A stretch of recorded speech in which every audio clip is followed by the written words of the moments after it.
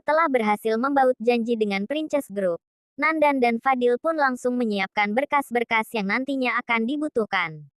Kali ini Fadil ikut turun tangan karena Fadil tidak ingin ada kesalahan sekecil apapun. Karena hanya Princess Group lah satu-satunya harapan Fadil saat ini. Nandan, apa sisanya sudah siap? Tanya Fadil pada Nandan. Semuanya sudah siap Tuan, jawab Nandan. Bagus. Ingat Nandan, kamu harus pastikan tidak ada kesalahan sekecil apapun. Karena ini adalah satu-satunya kesempatan kita untuk bangkit. Jadi kita harus pastikan kalau Princess Group akan menandatangani kontrak kerjasama dengan kita. Ucap Fadil. Baik Tuan. Tuan tenang saja, semuanya sudah siap dan semuanya sudah saya cek berkali-kali dan semuanya sudah dipastikan benar tanpa ada kesalahan. Jawab Nandan. Fadil pun merasa sedikit lega karena semua berkas-berkas yang dia butuhkan saat pertemuan dengan pimpinan Princess Group semuanya sudah selesai. Fadil ingin segera perusahaannya kembali normal seperti dulu. Karena Fadil ingin cepat kembali ke Indonesia untuk mencari keberadaan Tasya. Sedangkan kini di suatu tempat wanita cantik yang memakai topeng tengah berjalan dengan anggunnya bersama pria tampan yang juga memakai topeng tengah berjalan memasuki salah satu restoran ternama di London. Bukan hanya untuk sekedar mengisi perut saja. Mereka ke sini pun untuk melakukan pertemuan dengan klien barunya. Semua mata tertuju pada mereka saat mereka mulai memasuki restoran tersebut. Walau bagaimanapun mereka sudah dikenal oleh banyak orang terutama oleh para pengusaha. Nano Putri, panggil seseorang sehingga Tasya pun menghentikan langkahnya. Ada apa Kak? Tanya Ian pada Tasya. Ada yang memanggilku tadi. Jawab Tasya yang tengah mencari sumber suara. Sampai akhirnya Tasya melihat seorang pria yang sudah lanjut usia menghampirinya dengan jalan yang terlatih-tatih. Nona Putri. Benarkah ini Nona Putri pimpinan Princess Group? Tanya pria lanjut usia itu. Iya benar. Kakek siapa ya? Tanya Tasya dengan hati-hati. Karena Tasya takut menyinggung perasaan pria lanjut usia itu. Saya hanyalah pimpinan perusahaan kecil Nona. Nama saya adalah Jim. Jawab pria lanjut usia itu yang mengaku bernama Jim. Saya yang membuat janji dengan Nona Putri dan Tuan Tama sebelumnya. Namun saat perusahaan Nona tahu kalau perusahaan saya hanyalah perusahaan kecil, janji pertemuan itu pun dibatalkan begitu saja Nona. Padahal saya telah berusaha menyiapkan semuanya dengan baik agar bisa bekerja sama dengan perusahaan Nona, agar perusahaan kecil milik saya dapat bertahan. Saya tidak tahu harus bagaimana lagi mempertahankan perusahaan kecil milik saya itu. Karena hanya perusahaan kecil itulah yang menjadi harapan saya dan keluarga saya untuk bertahan hidup. Ucap Jim pada Tasya dengan matanya yang sudah memerah dan dengan suara yang pilu. Dan saat saya mendengar bahwa Nona Putri dan Tuan Tama akan ada pertemuan dengan klien Nona dan Tuan di sini, saya pun bergegas pergi kemari agar bisa bertemu dengan Nona Putri dan Tuan Tama langsung. Karena saya yakin kalau saya berbicara langsung dengan Nona Putri pasti Nona mau membantu saya. Sambung Jim pada Tasya. Sebelumnya saya minta maaf pada Pak Jim. Sungguh saya tidak pernah tahu akan hal ini. Begini saja Bapak berikan berkas-berkasnya pada sekretaris saya, nanti saya akan membacanya dan jika semuanya beres dan perusahaan saya bisa bekerja sama dengan perusahaan Pak Jim saya akan menghubungi Pak Jim kembali. Jawab Tasya dengan terus tersenyum pada Pak Jim. Baik-baik. Kebetulan saya membawa berkas-berkasnya Nona. Kalau Nona mau berkasnya saat ini juga saya bisa menyerahkannya pada Nona. Ucap Pak Jim berantusias.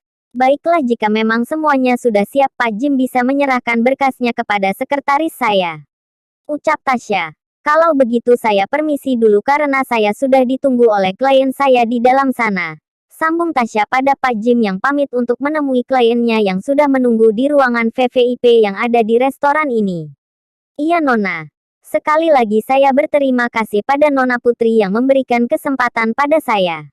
Ucap Pak Jim dengan senyuman tulus yang terus merekah di wajahnya. Tasya pun hanya membalas dengan anggukan dan senyuman. Setelah itu Tasya pergi menuju ruangan VVIP bersama Ian yang sudah sedari tadi ditunggu oleh kliennya. Sedangkan masalah Pak Jim tengah diurus oleh sekretarisnya yang tadi hanya berada di dalam menunggu Tasya dan Ian. Tasya dan Ian berbincang dengan kliennya cukup lama di ruangan VVIP. Sampai pada akhirnya sebuah kesepakatan terjalin di antara mereka. Karena hari yang mulai bertambah gelap Tasya pun memutuskan untuk pulang bersama Ian. Tasya berjalan keluar lebih dulu dibanding Ian. Tasya berjalan sambil memainkan handphonenya sehingga Tasya menjadi tidak terlalu fokus saat berjalan. Bruk, karena tidak fokus akhirnya Tasya bertabrakan dengan seseorang yang juga berjalan berlawanan arah dengannya. Maaf. Ucap Tasya pada orang yang bertabrakan dengannya.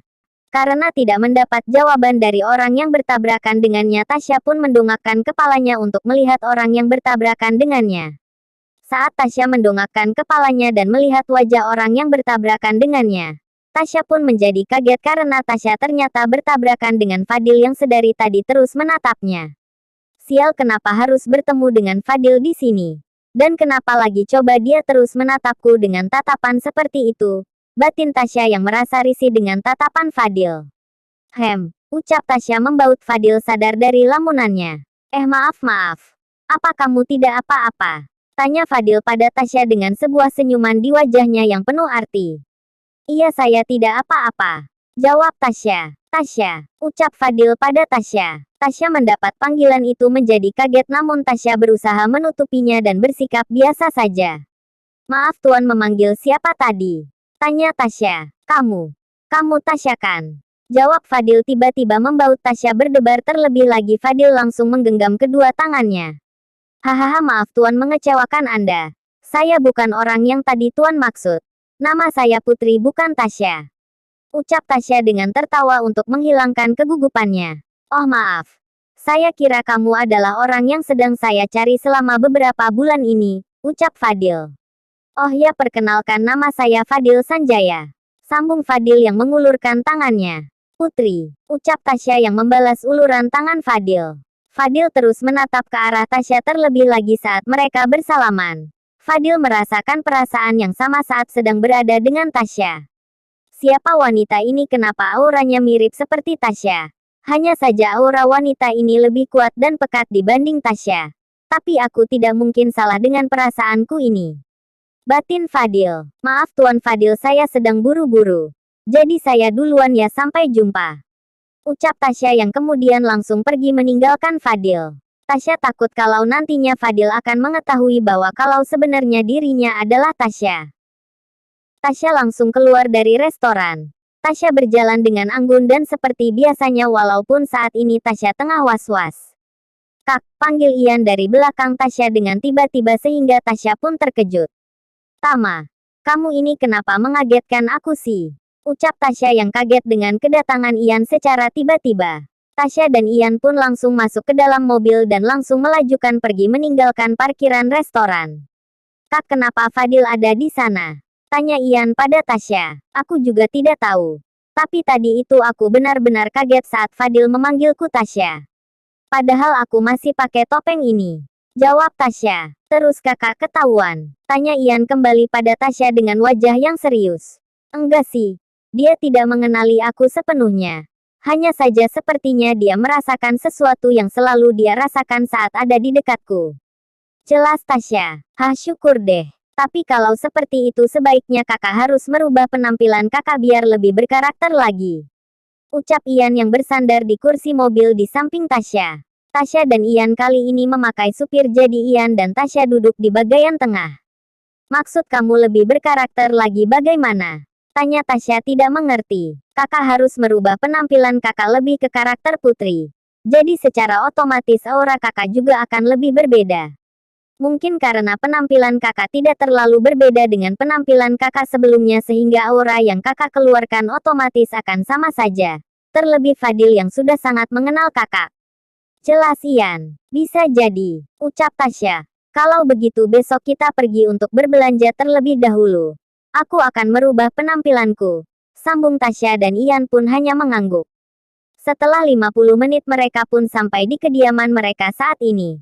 Tasya dan Ian pun langsung pergi ke tempat masing-masing. Tasya menatap langit-langit kamarnya dan berpikir kira-kira Tasya akan merubah penampilan seperti apa. Sudahlah, lebih baik aku mandi dulu setelah itu pergi istirahat. Ucap Tasya pada diri sendiri. Setelah selesai mandi Tasya langsung tertidur di tempat tidurnya. Hari sudah mulai siang. Namun Tasya masih terlelap di dalam kamarnya. Tanpa disadari bahwa kini seorang pria tengah berbaring di sampingnya menghadap ke arah wajah cantik Tasya yang masih terlelap. Cuk, Sebuah ciuman hangat mendarat di kening Tasya. Dan tanpa disadari Tasya pun tersenyum dalam keadaan matanya yang masih tertutup. Pria itu pun membelai pipi Tasya dan akhirnya Tasya pun membuka matanya. Senyum yang begitu manis pun terukir di wajah Tasya saat melihat pria yang dia cintai kini ada di hadapannya. Selamat pagi sayang. Sapa pria itu yang tak lain adalah Arya. Selamat pagi Mai Sutam. Jawab Tasya yang langsung memeluk Arya. Sutam, ucap Arya yang tak mengerti maksud Tasya. Iya Sutam, ucap Tasya. Suami tampan. Sambung Tasya. Arya yang mendengar itu pun hanya tersenyum. Oh, Ichan aku pintar ya sekarang. Pintar menggodaku. Ucap Arya sambil mencubit hidung mancung Tasya. Ichan, siapa itu Ichan? Tanya Tasya tak mengerti ucapan Arya. Istri cantik. Jawab Arya berbisik di telinga Tasya yang akhirnya membuat Tasya tertawa karena geli dan juga mendengar ucapan Arya. Kapan kamu datang? Tanya Tasya yang berada dalam dekapan Arya. Semalam. Saat aku mendengar dari Ian kalau kamu secara tidak sengaja bertemu dengan Fadil. Dan Fadil hampir saja tahu penyamaran kamu. Akhirnya aku memutuskan langsung berangkat ke London. Aku khawatir padamu. Jawab Arya. Iya. Hari ini rencana aku akan menghabiskan uangmu untuk berbelanja. Aku akan merubah penampilanku. Ucap Tasya. Bagaimana menurutmu? Apa tidak masalah kalau aku merubah penampilanku Sutam? Sambung Tasya buang meminta pendapat dari Arya. Tentu saja tidak masalah. Lagi pula sekarang saatnya kamu berubah karena kamu yang sekarang tidak lagi sama seperti kamu yang dulu. Tapi aku punya satu syarat. Ucap Arya. Apa? Tanya Tasya. Kamu boleh merubah penampilanmu. Tapi aku minta kamu jangan pernah merubah hatimu. Aku tidak sanggup kalau kamu merubah hati kamu.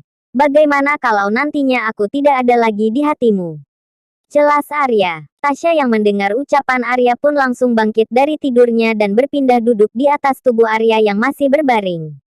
Tasya menatap dan membelai rambut Arya penuh dengan perasaan. Aku bersumpah padamu sampai kapanpun.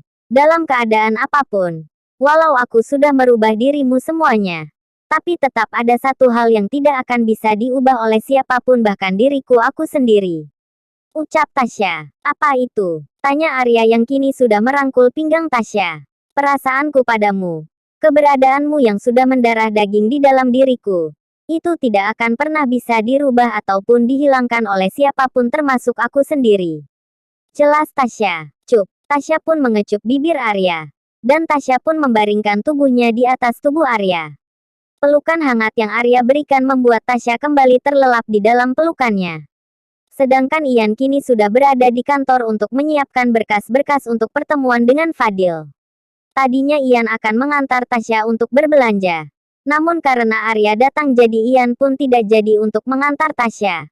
Terlebih lagi Arya sudah meminta salah satu butik ternama untuk membawakan beberapa pakaian model terbaru ke kediaman mereka. Semua itu karena Arya sangat merindukan Tasya. Dan Arya ingin bermanja-manja dengan Tasya selagi dia berkunjung ke London. Di tempat lain Fadil tengah duduk di kursi kebesarannya di ruangan pribadinya. Fadil terus berkutat dengan pikirannya yang selalu teringat dengan seorang wanita yang semalam tidak sengaja tabrakan dengannya. Apa dia benar-benar bukan Tasya? Tapi hatiku mengatakan kalau dia itu Tasya. Kalaupun itu benar-benar Tasya, untuk apa dia di sini? Dan dengan siapa dia di sini? Lalu dapat uang dari mana Tasya untuk tinggal di sini? Batin Fadil. Banyak lagi pertanyaan-pertanyaan yang ada dalam pikiran Fadil.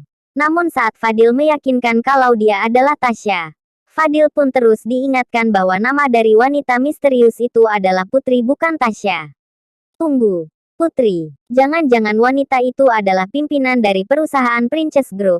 Kalau memang iya berarti aku masih punya kesempatan untuk bertemu dan mencari tahu tentang dia. Ucap Fadil pada dirinya sendiri. Hakyu, Tasya yang tengah terlelap di pelukan Arya pun tiba-tiba bersin karena hidungnya tiba-tiba terasa sangat gatal. Ada apa? Apa kamu sakit Ichan sayang? Tanya Arya yang merasa cemas. Tidak, aku tidak apa-apa, hanya saja hidungku tiba-tiba saja gatal. Jawab Tasya. Ya sudah, aku mau pergi mandi dulu ya Mai Sutam. Sambung Tasya yang bangkit dari atas tubuh Arya lalu pergi ke kamar mandi. Ceklek, pintu kamar mandi pun terbuka kembali dan Tasya pun keluar dari kamar mandi. Ada apa? Tanya Arya yang masih bingung dengan tingkah Tasya. Ada yang tertinggal, jawab Tasya. Setelah itu Tasya pun berlari ke arah Arya dan mengecup bibir Arya sekilas lalu Tasya kembali berlari ke kamar mandi. Arya yang diperlakukan seperti itu pun hanya tersenyum.